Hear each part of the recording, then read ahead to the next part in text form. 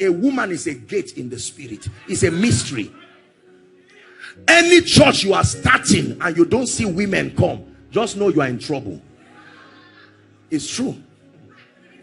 Women are signposts.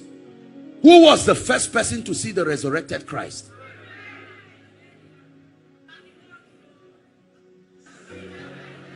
A woman is a gate in the spirit. Listen, the womb that was given to a woman is not about a child.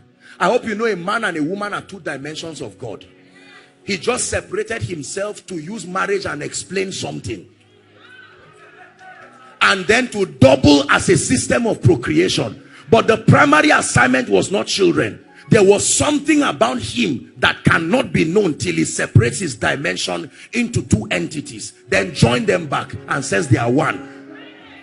They can be one because they were always one.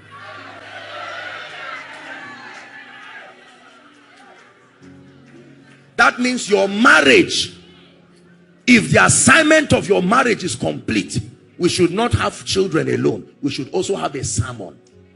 There should be something about the revelation of the Christ. So a woman and a man are two dimensions of God. If you don't agree, you added something to that description. Because if it's ideal, it should connect.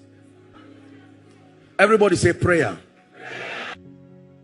You are down in your prayer life, yet you are still the highest prayer warrior in your family.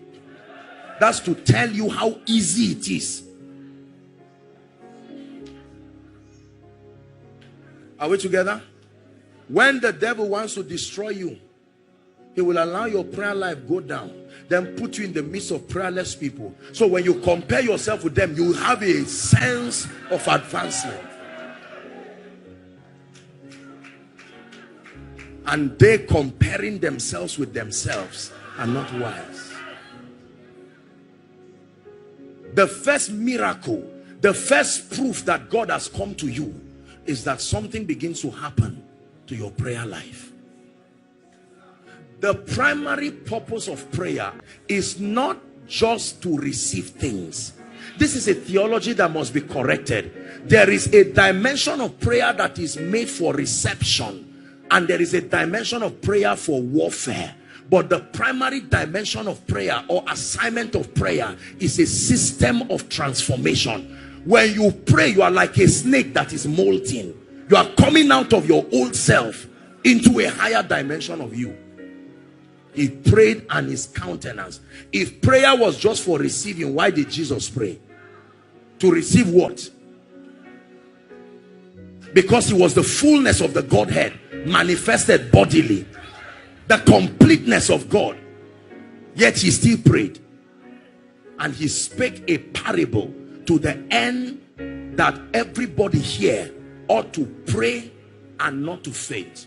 But the second reason we need to pray again, please look up, is because the second heavens has a strange manifestation of demonic powers. They don't attack men, they attack territories.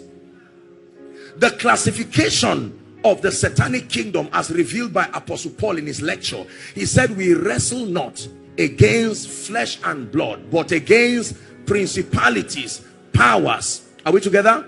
Rulers of this darkness. Then he says spiritual wickedness. They don't reign on earth, they reside in the heavenlies. So there is a domain where they reside, and their assignment is to become the mind control systems of a territory. Please listen to me. That means that they have studied that civilization over many years, and they have built the loopholes around that civilization. So if they look at Lagos, they know what to do. They know that Lagos does not have time.